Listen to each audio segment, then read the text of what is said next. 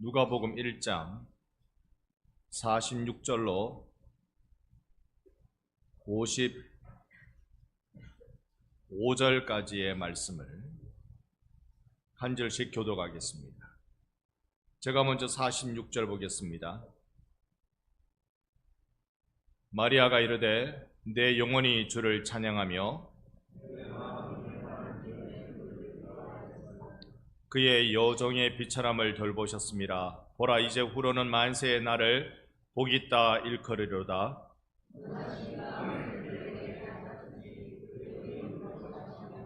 긍휼하심이 두려워하는 자에게 대대로 이르는도다.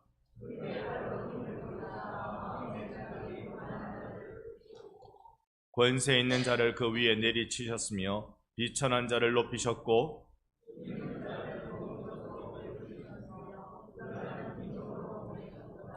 그 종 이스라엘을 도우사 긍휼히 여기시고 기억하시되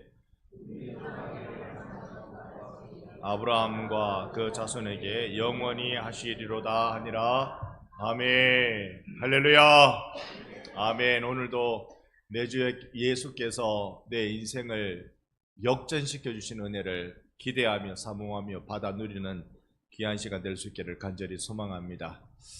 우리 계속 주일 오후 예배 때는요, 꿈꾸는 자라는 제목으로 우리의 마음속에 하나님의 복음의 감동을, 또 우리의 사명을, 그리고 우리의 미래를 담아보는 시간을 가지려고 합니다. 오늘은 마리아라는 한 인물을 통해서 같이 생각해 보려고 하는데요. 마리아, 그는 누구입니까? 마리아는 우리가 알고 있기로는 예수의 어머니, 예수의 어머니십니다. 우리가 알고 있기로는 평탄하지 못한 인생을 결국 살아낼 수밖에 없었던 여인, 가슴에 한을 한 덩어리 안고 살아갈 수밖에 없었던 여인으로 우리를 기억하고 있습니다. 먼저요, 유대인들에게 있어서 말리나 책을 보면 예수님 오셨을 때 1세기 당시에 유대 사회에 도저히 극복할 수 없는, 넘지 못하는 세 가지의 장벽이 있었다 그럽니다. 세 가지의 장벽. 여러분, 그럴듯한지 아닌지 한번 생각해 보십시오. 첫 번째 장벽은요, 민족적 장벽입니다. 혈통적 장벽. 즉, 유대인이냐 이방인이냐. 유대인과 이방인은 이게 확연한 차이가 나는 것이죠. 유대인들에게 있어서. 어느 정도였습니까? 이방인은 유대인들 생각에 이놈들은 죽어도 쓸모가 없는 놈들이다. 지옥의 불쏘시개 외에는 쓸 게 없다라고 그렇게 평가했습니다. 유대인들에게 있어서 이방인은요, 그냥 지옥 갈 백성 정도가 아니라 지옥의 불쏘시개로밖에 쓰지 못할 종자들이다, 이렇게 생각을 했던 것입니다. 두 번째, 신분의 차이입니다. 극복할 수 없는 차이 세 가지. 두 번째 차이가 신분의 차이입니다. 주인이냐 종이냐, 이 차이 말입니다. 주인과 종의 차이는 도저히 극복할 수 없는 차이이다라고 본 것입니다. 마지막 세 번째가 성별의 차이입니다. 남자냐 여자냐. 어느 유명한 랍비의 기도문을 보면요, 여러 가지 감사합니다 감사합니다 감사합니다 해놔놓고 특별히 나를 여자로 태어나지 않게 해주신 것을 감사합니다, 이렇게 써놨어요. 요즘 같으면 홍구멍이 날 일입니다. 자, 우리네 나라도 이런 차별이 가득하지 않았나요? 민족의 차별은 우리는 모르겠어요. 우리가 다른 나라 사람들이라고 차별을 막 하는, 우리가 다른 나라 사람과 접해서 살아본 경험이 많지 않기 때문에 그 부분은 제가 잘 모르겠어요. 그런데 주인이냐 종이냐, 이건 옛날에 반상의 법도라고 그렇게 말하면서 양반이냐 쌍놈이냐 이걸로 난리 났습니다. 저는 저희 집안을 곰곰이 생각해 보면서요, 뭐 박혁거세의 몇 대 손이고, 뭐 박재상이 중시존대 몇 대 손이고, 뭐 이런 얘기 한참 하고 족보가 있고 이러는데, 아무리 요리 생각해보고 조리 생각해봐도, 엎어 생각해보고 뒤집어보고 생각해봐도 양반 가문 아닌 것 같아요. 아닌 것 같아요. 일단 쭉 위로 쳐다봐도, 위로 쭉 아버님께 여쭤보고 집안의 어른분들께 여쭤봐도 소위 출세한 사람이 한 명도 없어. 그래도 양반 가문이면 뭐라도 과거도 한번 보러 가고 또 많이 보러 가다 한 명은 또 되고 뭐 이래야 이게 되는 거 아닙니까? 제가 역사학자한테 들었는데요. 우리나라 그 일제 때 들어가면서 이 족보가 막 엉켰대요. 어떻게 엉켰냐면 돈 주고 족보를 산대요. 그래가지고 쌍놈도 양반이 되고 그런 일이 일어나서 그 집이 우리 집인 것 같다 뭐 생각을 합니다. 대기 집은 어떠십니까? 반성은 죄송합니다. 양반이 사는 동네입니까? 쌍놈이 사는 동네입니까?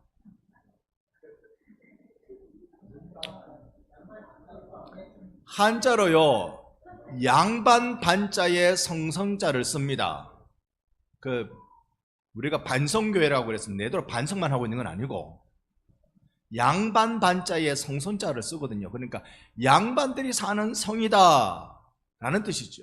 근데 문헌을 보면요, 여기가 양반들 내 집안에 차고 넘치는 곡식을 여기에 보관해 두는 장소였다. 그래서 창촌, 창고, 창자, 창촌이라고 그렇게 부릅니다.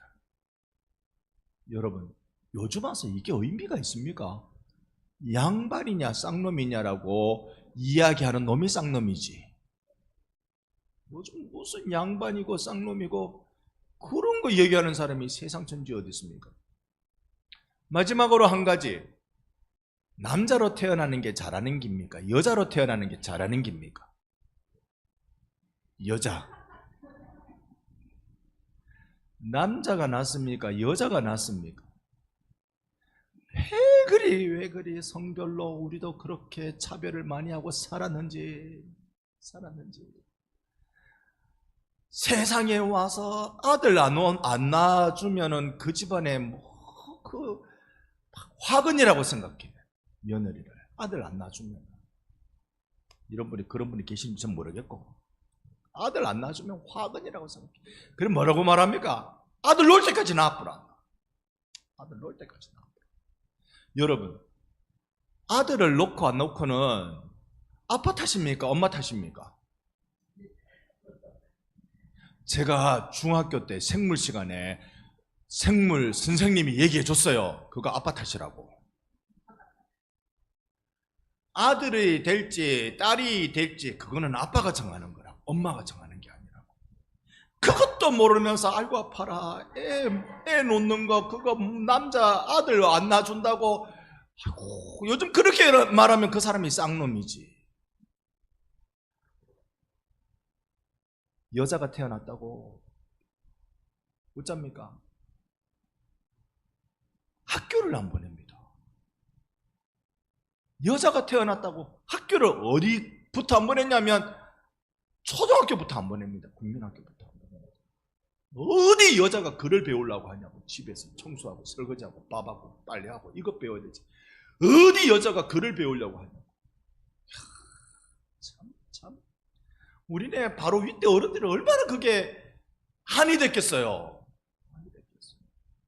그래도 조금 괜찮은 집안은 초등학교 그 교문은 좀 들어가 봤다. 그래도 조금 되는 집은 국민학교, 소학교, 어쩌면 학교 1, 2년은 다녀봤다.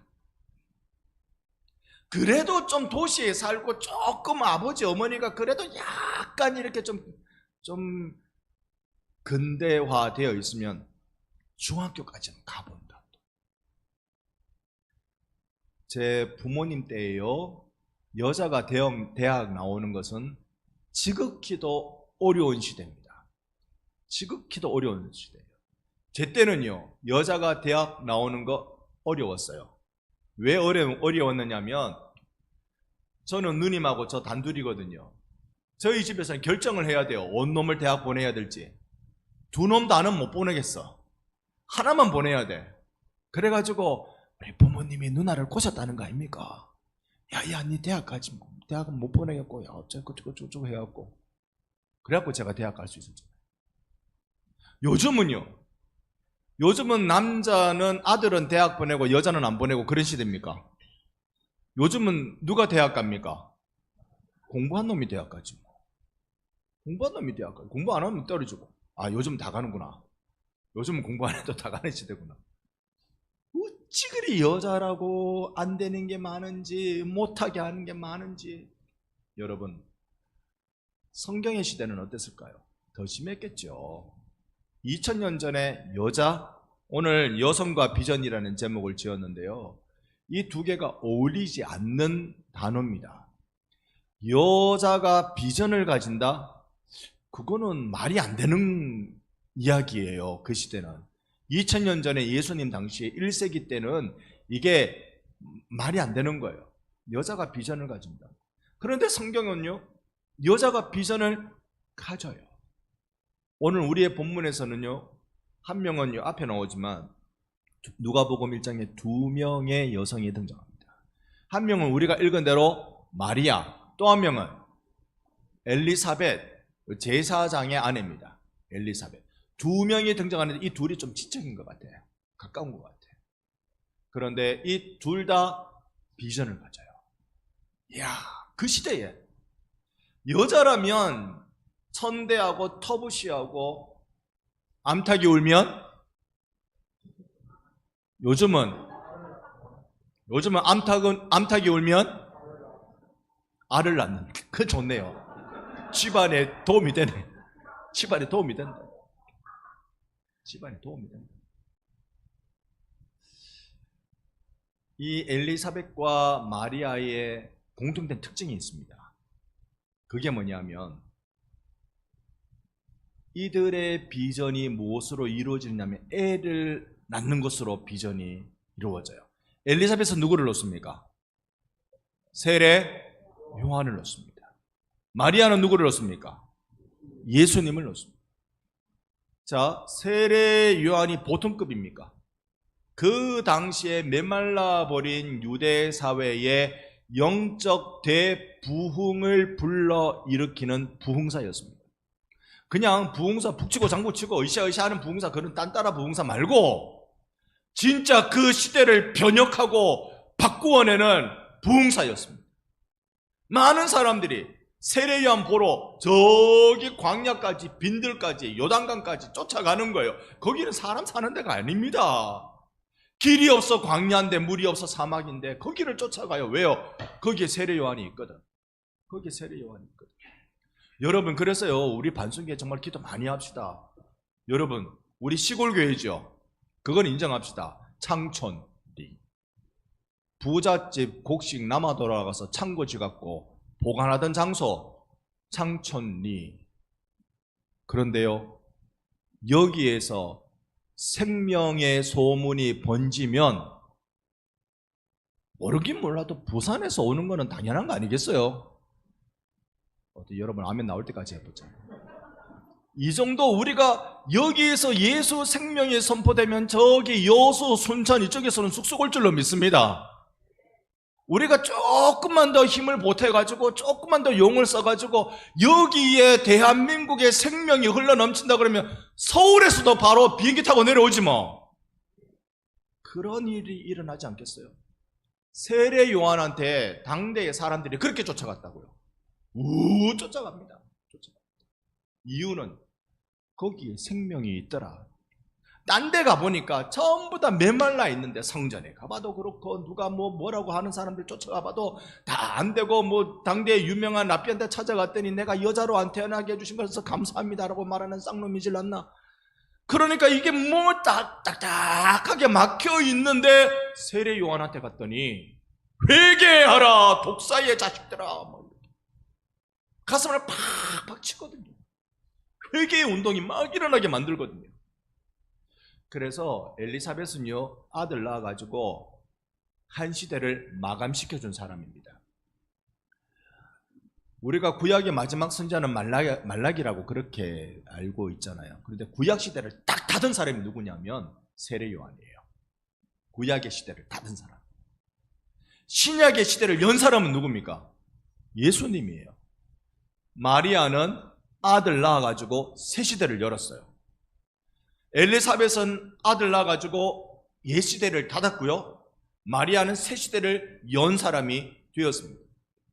그런데 이 마리아가 본 비전은 마리아가 꿈꾼 비전은 새 시대에 대한 비전인데, 하나님이 나를 통해서 새 시대를 열어가신다, 인류 구원의 역사를 이루신다는 비전을 받았어요. 누가? 여자가.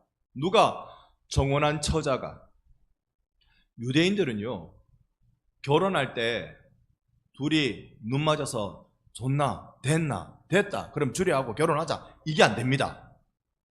우리도 옛날에는 가족끼리, 아버지끼리 이렇게 집안끼리 하고 남편 얼굴, 아내 얼굴 제대로 보지도 못하고 결혼하고 그런 시절이 있었지만, 유대인들은요 이렇게 갑자기 됐나 됐다 좋다 하자, 이게 안 됩니다. 정혼이라는 걸 딱 해가지고, 약혼이라는, 우리로 치면 약혼이죠, 이런 거 딱 해가지고 최소 1년을 지내야 됩니다. 1년 동안 약혼한 상태가 딱 돼야 됩니다. 사모님 밖에 좀 나가서 오시라고 들어오시면 된다고 해주세요. 네. 그래서 이렇게 1년 동안 정혼한 상태가 돼야 돼요. 자, 다시 말씀드리면, 최소한 남녀 간의 이 관계, 결혼, 혼인 관계가 되려면 1년 동안 1년 동안은 이렇게 이 약혼을 하면서 정숙히 준비하는 시간들이 필요합니다. 그런데 지금 이 마리아는요, 정혼 기간입니다. 그러니까 약혼한 상태란 말입니다. 그러려면 약혼한 상태에, 마리아의 남편이 누군지 아시죠? 요셉입니다. 요셉이 마리아의 남편인데, 요셉은 요셉대로 성경에 보면 하나님 앞에 경건한 자로 표현해요. 의로운 자라고 말하고 있습니다. 요셉은 요셉대로 순결을 지키려고, 이 결혼 전에 순결을 지키려고 그렇게 의로운 자로 살아요. 그런데 약혼 여인 마리아가 어느 날 갑자기 배가 불러와요. 고대 사회예요. 이런 일이 일어나면 여자를 돌로 쳐서 죽입니다. 그래도 아무도 할 말 없어요. 아무도 할 말이 없는 시대가 그때입니다. 그런데 이런 일이 마리아에게 닥쳤어요. 이야, 마리아가 기뻐하며 즐거워하며 찬송할 일입니까? 나 죽었다 어떻게 살 수 있을까? 도망갈 궁리를 해야 될 일입니까? 여러분이면 어떻게 하겠습니까? 여러분이 그 마리아 자신이라면, 여러분이 마리아의 오라비라면, 아버지라면 어떻게 하실랍니까? 큰일 났죠. 근데 마리아는 찬송합니다. 왜요? 오늘 우리가 본 말씀대로 47절에 하나님이 내 구주라고 고백합니다. 누가복음에서는요, 하나님이 내 구주라는 표현은 여기만 나옵니다. 하나님이 내 구주라고 표현하는 것. 마리아는요, 하나님이 나를 구할 뿐이다, 나를 구할 뿐이다. 거기에 그 다음 절인 48절에 보면 하나님이 이 여종의 비천함을 돌봐 주신다라고 고백하는 것이죠. 자, 그러면 우리가 마리아라는 한 여성이 비전을 갖게 된다, 꿈을 꾸게 된다, 이게 어떤 일을 만들어내는가? 오늘 우리는 꼭 여성이라는 안목보다 사실 별 볼 일 없는 것 같은 나에게 하나님이 꿈을 주시고 비전을 주실 때 우리가 어떻게 해야 되는가를 좀 같이 생각해 보고 싶습니다. 여기에 마리아가 가지고 있는 제안은 너무 심각합니다. 뭘 어떻게 해볼 수 없는 연약한 입장입니다. 그런데 빨리 마음을 고쳐먹는 거죠. 나 같은 자에게 꿈을 주신다면, 비전을 주신다면 나 하나님 붙들고 살아가야 된다. 그리고 우리가 이 꿈을, 우리가 이 비전을, 복음으로 말미암는 이 비전을 우리가 꿈꿔나갈 때 어떤 변화가 일어날지를 한번 생각해 보십시다. 초기에 우리나라에 들어온 선교사들이 삼각전도법을 사용했습니다. 그게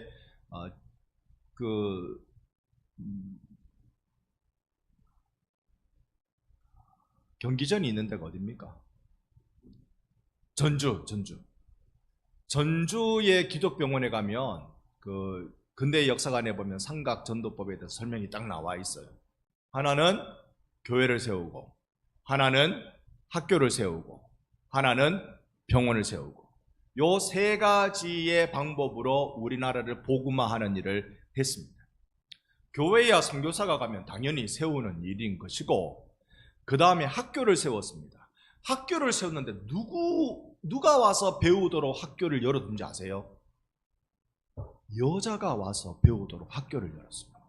이게 그 당시에는 이게 이해 안 되는 일입니다. 서당에 여자아이가 간다? 가죠. 그건 양반네 이야기입니다. 그런데 여기에 기독교 선교사가 우리나라에 와서 학교를 열 때 누구를 부르냐면 길거리에서 울고 있는 여자아이 오게 와서 글 배우고 자신의 운명을 바꾸도록 초대하고 있습니다. 이거요, 어마어마한 도전이 되었던 것입니다. 그래서 우리나라의 최초의 박사라든지 여성 박사, 최초의 여성 의사, 최초의 공군 조종사, 이런 사람들이 전부 다 기독교 선교사들에 의해서 교육받고 준비된 사람들이었다는 겁니다.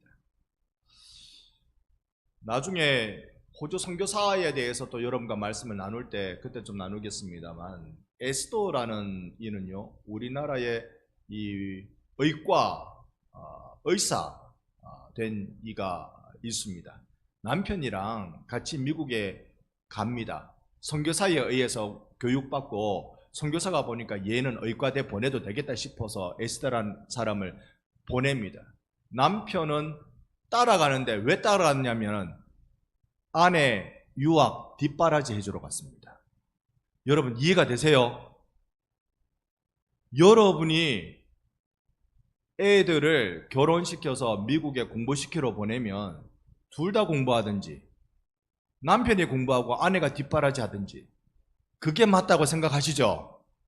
이 상황에 이렇게 하시면 안 되는 거예요. 지금은 이제 이렇게 하시면 안 되는 거예요. 상황이 바뀌고 시대가 바뀌었어요. 100년 전에도요, 100년 전에도 아내가 미국 유학하러 갈 때 남편이 바라지하러 따라갔다고요. 우리 남편분들 열심히 아내분 바라지할 때 여러분이 복 받을 줄로 믿습니다. 아내분들만 아멘 할 줄 제가 알고 있었어요. 우리요, 정말로 복음을 받고 생각이 바뀌고 하나님 주시는 꿈을 꾼 사람들은 이 시대가 가지고 있는 질서와 가치관을 뒤집어 버립니다. 얼마나 많이 복음이 이 시대를 뒤집었습니까? 여성이 교육받는 건 이제는요, 당연한 일입니다. 공무원 시험 치면요, 남자들이 합격을 많이 할까요? 여자들이 많이 합격을 할까요? 결과를 잘 모르셨죠? 여자들이 훨씬 더 많이 합격합니다. 왜요?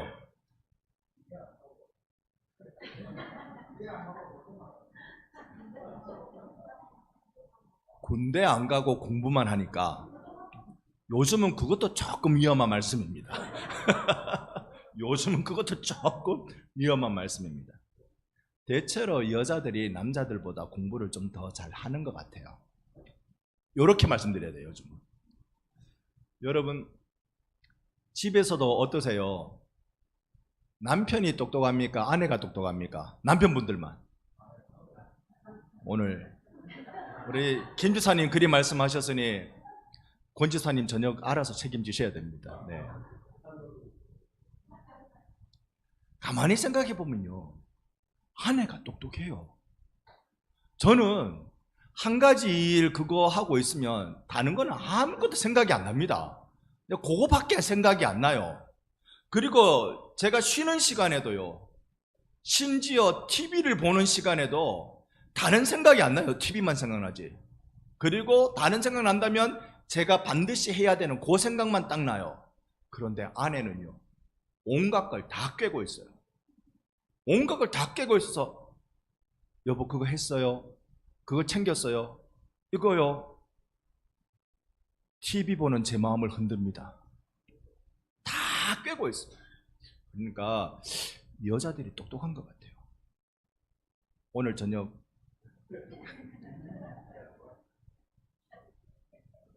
자, 우리가 이 시대를 바꾸어내는 일은 사실 이때까지 복음이 했어요. 변화시키는 일은. 신분철폐. 기독교가 하나님의 형상은 다 평등하다. 사람들은 다 하나님의 형상이다. 이걸로 훅 이 나라에 들어오니까 관상제도가 무너지잖아요. 이걸로 들어오니까 양반 쌍놈 없잖아요. 소위 계몽운동이라는 건 이런 겁니다. 복음이 들어와서 복음의 진리를 따라서 이치를 바꾸어내는 것, 그게 진짜 계몽입니다. 그런 일이 일어났고 도시 계몽운동이 상록서 같은 데 읽어보면 그렇잖아요. 그리고 이 나라의 민주화 운동 누가 주도했습니까? 우리 쪽은 아닙니다. 기독교 중에서도 우리 쪽은 아니고 우리 쪽은 예수교 장로회고 저쪽에 하나 더 있습니다. 기독교 장로회가 이 나라 민주화 운동에 얼마나 앞장섰습니까? 우리랑은 별로 안 친하긴 한데 외국 사람들이, 외국의 기독교 관계자들이 우리나라 보고 뭐랬는지 아세요? 한국은 예수님하고 그리스도하고 싸운다고. 우리는 예수교 장로회고 그쪽은 기독교 장로회거든요. 우리는 예수님, 그쪽은 그리스도님. 그래가지고 둘이 싸운다고.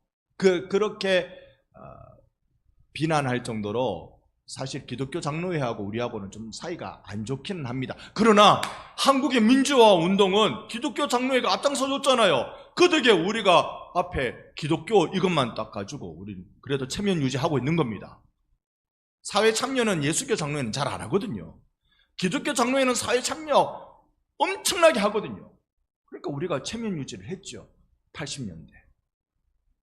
이 시대를 어떻게 바꿉니까?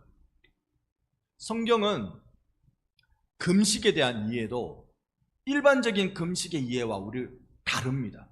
우리는 금식은요, 내가 굶어서까지라도 주님 앞에 기도할 게 있습니다. 이게 금식이죠.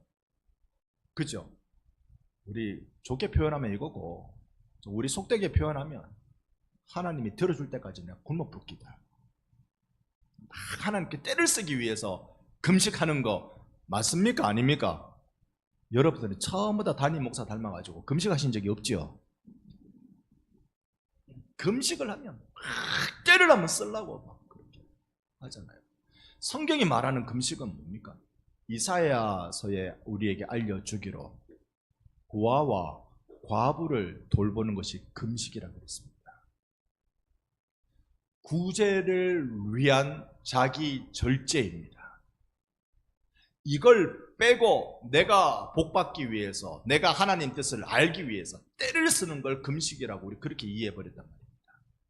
여러분, 성경은요, 연약한 이를 돌보는 걸, 고아와 과부와 나그네를 돌보는 걸 성도의 의무라고 말씀하고 있어요. 그러다 보니 누가 고아고 누가 과부이며 누가 나그네인지를 찾아보면서 섬기는 그 일을 하다 보니 이 땅의 빈부의 격차를 어떻게 해결할 수 있느냐? 그건 사랑의 나눔을 통해서 가능하다는 결론을 내리기 시작합니다. 수많은 고아원들이 기독교 지도자를 통해서 이 땅에 세워졌죠. 부산에 가면요, 일신여학교가 있습니다. 일신여학교가 호주 선교사가 세운 한강 이남의 최초 근대 교육기관인데요, 여학교라고 되어 있으니 학생들이 전부 다 여자였구나 알 수 있죠. 근데 그 여학교를 왜 만든지 아세요? 그건 호주 선교사들이 올 때 주로 여성 선교사들이 왔거든요. 여성 선교사들이 와서 가난한 아이들, 집에서 쫓겨난 애들, 갈 곳 없는 애들 보고 이들을 거두어냅니다. 거두어내면서 고아원 사역을 해요. 고아원 사역을 하는데 하나, 둘, 셋, 넷 정도는 괜찮은데 이게 10명이 넘어가니까 이건 그냥 단순히 고아원으로 했을 게 아니라 우리가 진짜 고아원을 만들자. 우리 집안에서 키우는 정도가 되는 게 아니라 고아원을 만들자. 그래서 고아원을 딱 만듭니다. 그게 만든 게 미우라 고아원. 미우라? 이름이 또 갑자기 기억 안 나네요. 뜻은 안식이라는 뜻입니다. 쉼터라는 뜻입니다. 그 쉼터라는 고아원을 만들고 점점 아이들이 많아지니까 이걸 여학교로 만들었는데 그게 일신 이하학교입니다. 일신이하학교는요, 부산의 3.1운동이 최초로 일어난 곳입니다. 우리요, 조국을 사랑하는 근대화 운동, 독립운동, 기독교인들이 앞장섰습니다. 3.1운동 민족 대표가 몇 분인지 여러분 아시죠? 33인. 이 중에 기독교인은요, 16명. 왜 16명일까요? 당대에 이 기독교가 거의 대부분 3.1운동을 이끌었어요. 근데 왜 16명이냐면 기독교 지도자들이 결정을 했습니다. 이건 전체 우리 민족의 운동이기 때문에 한 종교가 절대 다수를 차지하면 안 된다. 과반이 되지 않도록, 반이 되지 않도록 33인 중에 우리가 그렇게만 나가자 해가지고 33명의 반이 안 되려면 16명이잖아요. 16명이 기독교 지도자들이고 나머지는 천도교 그리고 불교, 이렇게 나눠져서 3.1운동을 이끌었습니다. 얼마나 많은 우리의 선각자들이 이 땅을 뒤집어 놓았습니까? 지금 이 시대에 들어와서 하나님이 우리에게 물으시는 것은 무엇일까요? 여러분, 우리가 비참한 거 맞아요. 우리가 힘이 없는 거 맞고요. 어디 가서 여러분 반성교회라고 하면요,